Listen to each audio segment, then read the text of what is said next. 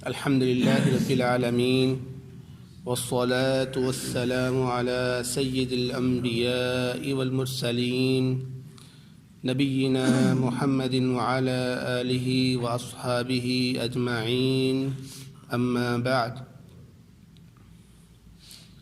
أعوذ بالله السميع العليم من الشيطان الرجيم بسم الله الرحمن الرحيم وجاوزنا ببني إسرائيل البحر، اور ہم نے بنی اسرائیل کو سمندر پار کرایا. فأتبعهم فرعون وجنوده بغيا وعدوا، پھر فرعون اور اس کے لشکر نے سرکشی اور زیادتی کرنے کے لیے ان کا پیچھا کیا. حتی اذا ادرکہ الغرق، یہاں تک کہ جب اس کو غرق نے پا لیا.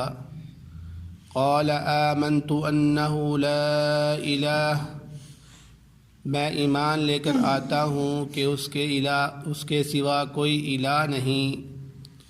الا الذی آمنت بہ بنو اسرائیل، مگر وہی ذات جس پر بنی اسرائیل ایمان لے کر آئے.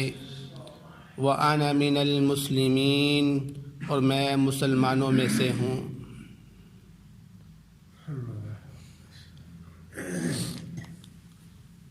سورۃ یونس کی آیت نمبر 90 آپ کے سامنے تلاوت کی گئی ہے. جیسا کہ آپ کو معلوم ہے کہ اللہ رب العزت نے موسیٰ علیہ السلام کے ساتھ یہ وعدہ کیا تھا کہ موسیٰ علیہ السلام کو فرعون سے نجات لازمی دلائیں گے. تو جب فرعونیوں نے موسیٰ علیہ السلام کے ہر معجزے کا انکار کر دیا اور واضح الفاظ میں یہ کہہ دیا کہ آپ جتنے مرضی معجزے لے کر آتے رہیں، ہم تم دونوں پر ایمان نہیں لے کر آنے والے. اور پھر فرعونیوں کا ظلم بنی اسرائیل پر اور زیادہ ہو گیا، تو بالآخر اللہ رب العزت نے حضرت موسیٰ علیہ السلام کی طرف وحی کی کہ آپ رات کے اندھیرے میں بنی اسرائیل کو لے کر یہاں سے نکل جائیں، اور یاد رکھنا کہ فرعون تمہارا پیچھا کرے گا لیکن تم لوگوں نے پریشان نہیں ہونا. تو موسیٰ علیہ السلام نے ایسے ہی کیا، اپنی قوم کو لیا اور راتوں رات فرعون کے محل سے نکل گئے. تو اللہ رب العزت یہاں پر اسی چیز کو بیان فرما رہے ہیں کہ جب موسیٰ علیہ السلام کی قوم وہاں سے نکلی اور سمندر کی طرف چلے گئی، وہ صبح جب ہوئی تو فرعون کو پتہ چلا کہ بنی اسرائیل جو ہے نا وہ راتوں رات یہاں سے نکل گئے ہیں. تو فرعون نے حکم دیا، لشکر تیار کیا کہ ان کا پیچھا کیا جائے اور ان کو پکڑا جائے. اور خود فرعون بھی اس لشکر کے اندر شامل تھا اور بنی اسرائیل کے پیچھے نکل گیا. جب یہ قوم سمندر کے پاس پہنچی اور پیچھے سے فرعون اپنا لشکر لے کر پہنچ گیا، کیونکہ یہ قوم پیدل چل رہی تھی اور فرعون کا لشکر اپنی سواریوں پر پہنچا تھا جو بہت ہی جلد ان کے ساتھ جا کے مل گیا تھا. تو فرعون کی موسیٰ علیہ السلام کے جو لشکر تھے بنی اسرائیل والے لوگ، انہوں نے خدشہ محسوس کیا کہ اب ہمارا کیا ہوگا. آگے سمندر ہے، پیچھے فرعون ہے، ہم تو پھر پھنس گئے اور غلام کے غلام رہ گئے، ہم نجات نہ پا سکے. تو موسیٰ علیہ السلام نے اپنی قوم کو صبر دیتے ہوئے کہا کہ اللہ رب العزت ہماری ضرور مدد کرے گا، تم لوگ پریشان نہ ہو. اور بالآخر پھر اللہ رب العزت نے موسیٰ علیہ السلام سے کہا کہ اپنی لاٹھی کو سمندر میں مارو تاکہ تمہارے لیے ایک راستہ بن جائے. تو موسیٰ علیہ السلام نے اپنی لاٹھی کو سمندر میں مارا تو سمندر کے اندر اللہ رب العزت نے ایک خشک راستہ بنا دیا، جس سے موسیٰ علیہ السلام کی قوم جو ہے نا وہ سمندر کو کراس کر گئی. تو اللہ رب العزت نے فرمایا یہاں پر کہ وجاوزنا ببنی اسرائیل البحر، یہ سمندر کے اندر سے بنی اسرائیل کو جو پار کروایا تھا یہ انسان کے بس کی بات نہیں تھی، انسان نہیں ایسا کر سکتا تھا، یہ اس کی فطرت میں نہیں ہے. یہ کام کس کا تھا؟ یہ رب العالمین کا کام تھا کہ جس نے چلتے ہوئے سمندر کو روک دیا اور اس کے اندر ایک راستہ بنا دیا۔ یہ تیرے رب کا کام ہے، یہ کسی انسان کا کام نہیں ہو سکتا۔ اس لیے پھر آگے فرمایا فَأَتْبَعَهُمْ فِرْعَوْنُ وَجُنُودُهُ، تو پھر فرعون نے اور اس کے لشکر نے اسی راستے کے اندر ان کی پیروی کی۔ کس وجہ سے پیروی کی؟ کیوں یہ فرعون بنی اسرائیل کے پیچھے آیا؟ اس وجہ سے کہ ان سے صلح کرنی ہے، بھئی مجھے چھوڑ کے نہ جاؤ۔ نہیں، فرمایا باغیاً وعدوا، سرکشی کرنے کے لیے، زیادتی کرنے کے لیے کہ میری اجازت کے بغیر یہ بھاگے کیوں ہیں۔ اب ان کو میں دوبارہ غلام بناؤں گا، ان کے اوپر میں ظلم کروں گا، ان کو میں ان کی سزا دوں گا۔ یہ ارادہ کرتے ہوئے فرعون اپنا لشکر لے کر بنی اسرائیل کے پیچھے آیا۔ تو فرمایا حتیٰ اذا ادرکہ الغرق، یعنی اللہ رب العزت نے موسیٰ علیہ السلام کو اس کی قوم کے ساتھ جب اس سمندر سے کراس کرا لیا اور فرعون کی سارا اپنی قوم کے ساتھ اپنے لشکر کے ساتھ سمندر کے اندر آیا، تو اللہ رب العزت نے سمندر کو حکم دیا کہ وہ مل جائے آپس میں۔ اور مفسرین بیان کرتے ہیں یہ جو اللہ رب العزت نے راستہ بنایا ہوا تھا اور پانی کا سائڈوں سے جمع ہونا تھا، یہ اس طرح تھا جس طرح ایک پہاڑ ہوتا ہے۔ یعنی یہ نہیں کہ پانی اپنی تہہ پہ ویسے ہی جم گیا، نہیں، پانی کا جب پیچھے سے جوش آتا ہے تو پانی ابھرتا ہے۔ تو پانی کا یہ اتنا زیادہ ابھرا ہوا تھا کہ جس طرح پہاڑ آپ کے سائڈوں پہ، یعنی راستہ درمیان میں، اور یہ پانی کا ایسے جوش آپ کے سامنے اس طرح کھڑا ہوا، جم گیا ہوا ہے، ادھر سے یہ پانی اس طرح جم گیا ہوا، تو بڑا خوفناک منظر یہ بنا ہوا تھا۔ یہ تو جیسے ہی وہ موسیٰ علیہ السلام کی قوم نکلی، فوراً یہ پانی آپس میں ایسے مل گیا اور کسی کو ایک لمحے کے لیے موقع ہی نہ ملا کہ وہ وہاں سے نکل سکے۔ تو ایک بندہ بھی ایسا نہیں تھا جو وہاں سے بچ سکا۔ تو اسی دوران جب یہ غرق ہو گئے تو فرعون نے کیا کہا؟ آمنتو، میں ایمان لے کر آتا ہوں، آمنتو باللہ، میں اللہ رب العزت پہ ایمان لے کر آ رہا ہوں۔ ایمان کا دعویٰ کیا، ان 3 دفعہ یہ چیزوں کا اس نے اقرار کیا کہ میں بنی اسرائیل کے رب پر ایمان لے کے آنے والا ہوں، میں اللہ تعالیٰ پہ ایمان لے کے آ رہا ہوں، میں مسلمان ہوں تاکہ میری جان بچ جائے۔ لیکن اس وقت ایمان کا کیا فائدہ؟ اس وقت ایمان کا کوئی فائدہ نہیں ہے جب آپ کو موت نے دیکھ لیا ہوا ہے، جب آپ کو موت نے پا لیا ہے، جب آپ کو یہ پتہ چل گیا اب میرے آخری لمحے ہیں، تب آپ کہتے ہیں جی اللہ میں توبہ کرتا ہوں، میرے گناہ معاف ہو۔ نہیں، اللہ رب العزت فرماتا ہے اس وقت کوئی فائدہ نہیں ہے، اب تو تم مر گئے ہو، اب تم نے کون سا عمل کرنا ہے؟ تو اب ایمان لے کے آنے کا کیا فائدہ؟ بھائی ایمان لے کے آنے کا فائدہ تو تب تھا جب تم زندہ تھے، جب تمہارے پاس زندگی تھی، جب تمہارے پاس صحت تھی، جب تم چلتے پھرتے تھے، تب تمہارے ایمان لے کے آنے کا فائدہ تھا۔ اب تو تم بستر پہ پڑے ہو، تمہارا کیا فائدہ ایمان لے کے آنے؟ کوئی فائدہ نہیں۔ اس لیے یہ اللہ رب العزت کا وعدہ ہے کہ جو شخص جب تک وہ زندہ ہے اپنی موت کو نہیں دیکھتا وہ توبہ کر لے گا، میں توبہ قبول کر لے گا۔ لیکن جب انسان کو اپنی موت نظر آنا شروع ہو جائے تو موت کے اثرات کو دیکھنے کے بعد وہ کہے کہ اب میں توبہ کرتا ہوں، فرمایا نہیں، اس کی توبہ قبول نہیں کی جائے گی، اس کی توبہ قبول نہیں کی جائے گی۔ اللہ رب العزت نے فرمایا ہے یہاں پر کہ جب تک انسان موت کو نہ دیکھ لے تب تک اس کے لیے راستے کھلے ہیں توبہ کے، ایمان لے کے آنے کے، لیکن جیسے ہی وہ موت کو دیکھ لے گا اس کے لیے راستے بند ہو جائیں گے۔ تو آگے فرمایا الآن وقد عصیت قبل، کیا اب تو توبہ کرتا ہے؟ تحقیق تو اس سے پہلے نافرمانی کرتا رہا ہے، وکنت من المفسدین، اور تو فساد کرنے والوں میں سے تھا۔ یعنی پہلے تو اپنی بدماشی کرتا رہا ہے، اپنے آپ کو خدا مانتا رہا ہے، تو اب تو جو ہے توبہ کر رہا ہے۔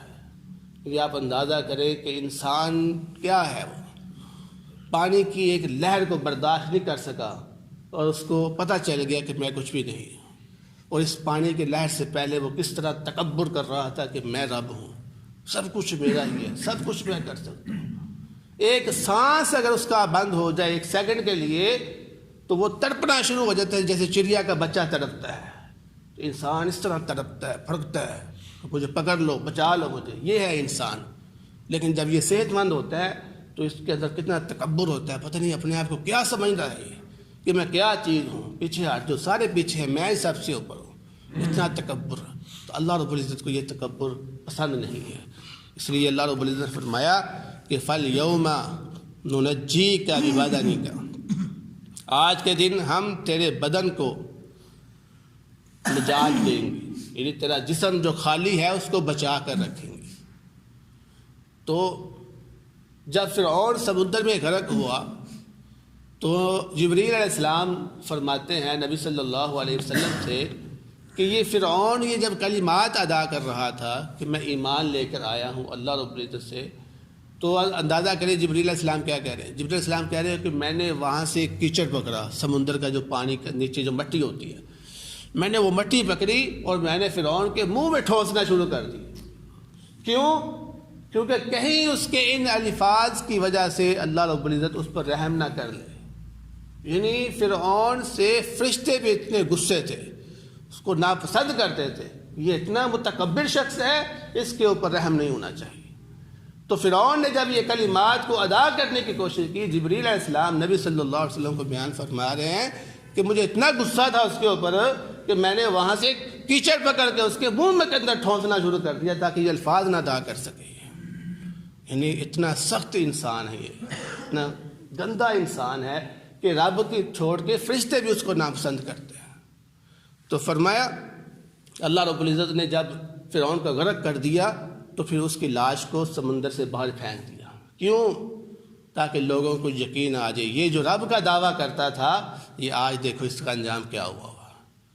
ورنہ ویسے بھی پتہ چل جاتا شاید کہ فرعون مر گیا ہے، یہاں پر نہیں ہے، موجود نہیں ہے، لیکن بعض جو کمزور ایمان والے تھے، کمزور عقیدے والے تھے، یا اس کی اپنی قوم کے جو لوگ پیچھے رہ گئے تھے، ہو سکتا ہے وہ انکار کرتے بھائی نہیں فرعون کیسے مر سکتا ہے، وہ تو رب تھا۔ تو اللہ رب العزت نے ان کو بھی عبرت بنانے کے لیے ان کے لیے اس کی لاش کو محفوظ رکھا اور سمندر سے باہر پھینک دیا۔ تو فرمایا اللہ رب العزت نے فَالْيَوْمَ نُنَجِّيكَ بِبَدَنِكَ، آج ہم تمہارے بدن کو نجات دیں گے، باقی رکھیں گے، لِتَكُونَ لِمَنْ خَلْفَكَ آیَةً، تاکہ پیچھے رہنے والوں کے لیے یہ عبرت بن جائے کہ کوئی بھی خدا کا دعویٰ اگر کرے گا تو اس کا انجام یہ ہو، کوئی بھی اللہ اس کے رسول کے ساتھ ٹکر لے گا، اس کے مخالف چلے گا، اس کا انجام یہی ہوگا۔ لمن خلفک آیا وَإِنَّ كَثِيرًا مِّنَ النَّاسِ عَنْ آیَاتِنَا لَغَافِلُونَ، بے شک لوگوں میں سے بہت زیادہ ایسے لوگ ہیں جو ہماری آیات سے، ہماری نشانیوں سے غفلت اختیار کرتے ہیں۔ کتنا رب نے سمجھایا یہاں پر، پھر بھی یہاں سے سنتے ہیں، یہاں سے نکال دیتے ہیں، تھوڑا دن کے لیے، تھوڑے وقت کے لیے اثر لیتے ہیں اور اس کے بعد پھر غافل ہو جاتے ہیں۔ تو ایسا نہیں ہونا چاہیے۔ اللہ رب العزت بار بار تنبیہ کر رہے ہیں کہ آپ ایسے کرتے ہو، ایسا نہ کرو۔ ہم غفلت کرتے ہیں، ہمیں بھی پتہ ہے، ہمارا رب بار بار بھی ہمیں بتاتا ہے کہ تم غفلت کرتے ہو، نہ کیا کرو غفلت، لیکن ہم پھر بھی غفلت کو نہیں چھوڑتے۔ تو یہ لاش کون سی نا، وہ آج بھی آپ کو مصر کے اندر قاہرہ کے جو آجائے گھر ہے اس کے اندر پائی جاتی ہے۔ اب یہ بات واضح ہے کہ اس چیز کی کوئی دلیل نہیں ہے ہمارے پاس کہ جو مصر کے اندر لاش پڑی ہوئی ہے وہ واقعی اسی فرعون کی ہے یا کسی اور فرعون کی ہے، کوئی دلیل نہیں ہے۔ لیکن اس بات کے اندر تو کوئی شک نہیں ہے کہ اللہ رب العزت نے اس کو ہمارے لیے عبرت بنایا ہوا ہے۔ اگر وہ لاش اس کی نہ بھی ہو فار ایگزامپل، تو پھر بھی وہ عبرت ہی ہے، کیونکہ اللہ رب العزت نے قرآن میں اس کا ذکر کر دیا، اس کا سارا قصہ بیان کر دیا ہوا ہے۔ جب تک وہ لاش پڑی تھی ان لوگوں کے لیے تو عبرت تھا، تو قیامت تک اس کی لاش کا باقی رہنا یہ لازمی نہیں ہے۔ جیسا کہ اللہ رب العزت نے یہ جو ہفتے والے دن بنی اسرائیل تھے جو زیادتی کرتے تھے ہفتے والے دن، اللہ رب العزت نے ان کے منہ کو بندر کا منہ بنا دیا تھا ان کا، اور ان کے لیے بھی یہی الفاظ استعمال کیے تھے کہ میں نے ان کو آگے آنے والی جتنی بھی قوم ہے ان کے لیے اس کو نشانی بنا دیا ہوا ہے تاکہ کوئی اللہ رب العزت کی نافرمانی نہ کرے۔ لیکن ہم دیکھتے ہیں کہ ہمارے سامنے کوئی بھی ایسا شخص نہیں ہے جس کو بندر کا منہ ہو، یعنی وہ عبرت جو اللہ رب العزت بتائی تھی ابھی وہ واقعی ہمیں نظر نہیں آتا اس میں، یعنی یہ لازمی نہیں ہے کہ وہ ہمارے سامنے قیامت تک رہے، لیکن اس کا قصہ جو قرآن کے اندر پڑھا جاتا ہے، اس کا واقعہ جو لوگوں کے ذہنوں میں ہے وہ باقی ہے، تو لوگ اس کو سن کے ہی عبرت حاصل کرتے ہیں۔ تو یہی اصل میں عبرت حاصل ہے، یہی اصل میں عبرت ہے کہ اللہ رب العزت نے اس کے قصے کو، اس کی باتوں کو ابھی تک ہمارے لیے زندہ رکھا ہوا ہے، اور جب ہم ان کی باتوں کو سنتے ہیں تو ہم محسوس کرتے ہیں واقعی یہ دیکھو ان کا انجام کیا ہے۔ ہمارا ایمان ہے اس باتوں پر، ہم میں سے کوئی ایسا شخص نہیں ہے جو کہتا ہو کہ قرآن کی یہ باتیں جھوٹی ہیں، نہیں، بلکہ ہر ایک شخص ہم اس پر ایمان لے کر آتا ہے۔ جب اس کی باتیں ہم سنتے ہیں تو ہم پہ وہ اثر انداز ہوتی ہے، تو یہی اصل میں عبرت ہے.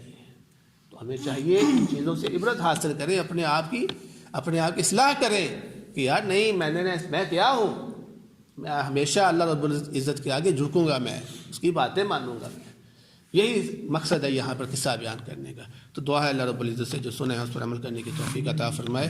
بہترین صدقہ جاریہ حاصل کرنے کے لیے اس ویڈیو کو لائک، کمنٹ اور شیئر کرنا مت بھولیں.